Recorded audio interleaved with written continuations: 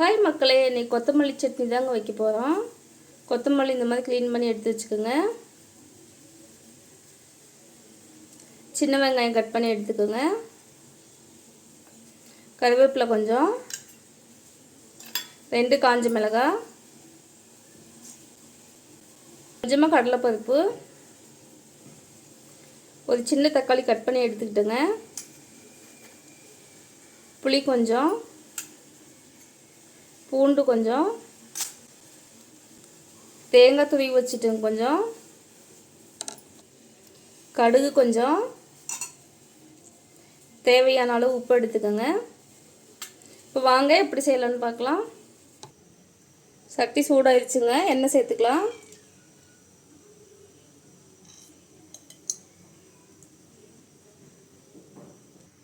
கடுகு சேர்த்துக்கலாங்க.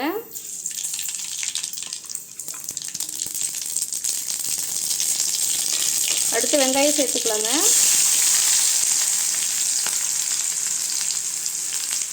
கருவேப்பிலை சேர்த்துக்கோங்க.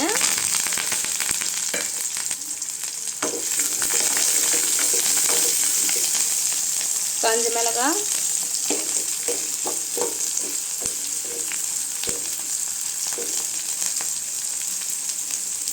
அடுத்து பூண்டு சேர்த்துக்கோங்க.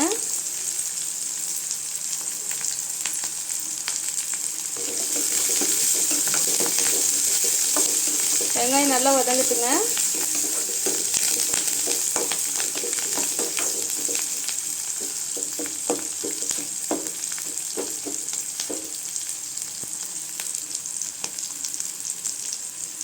புளி சேர்த்துக்கோங்க.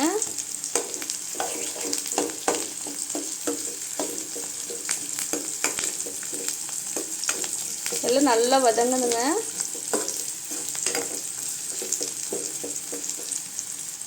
நல்லா வதங்கிடுச்சுங்க. வேறு பாத்திரத்தில் மாற்றி வச்சுக்கலாம்.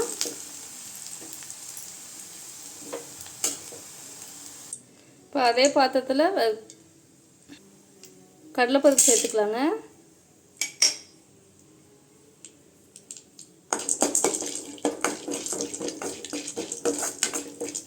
நல்லா செவந்து வரணும் கடலைப்பருப்பு.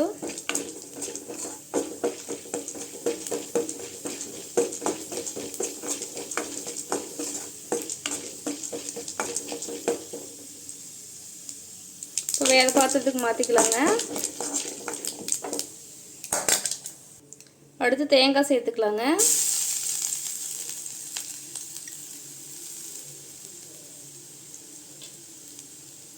லைட்டாக வறுத்துக்கலாங்க.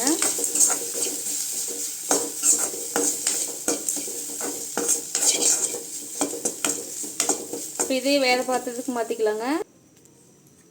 அதிலே கொஞ்சம் ஆயில் சேர்த்துட்டு மல்லித்தழை சேர்த்துக்கலாங்க.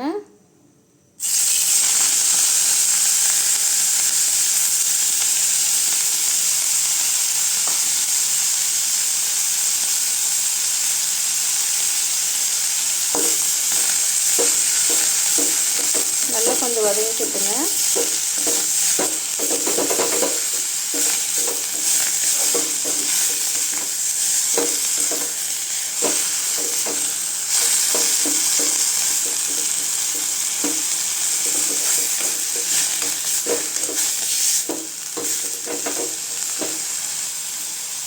இதையும் வேறு பாத்திரத்துக்கு மாற்றிக்கலாங்க.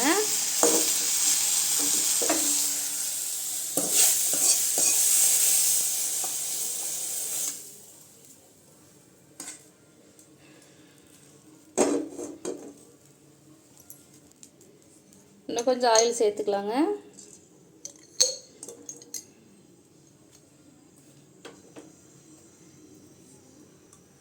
தக்காளி சேர்த்துக்கலாங்க.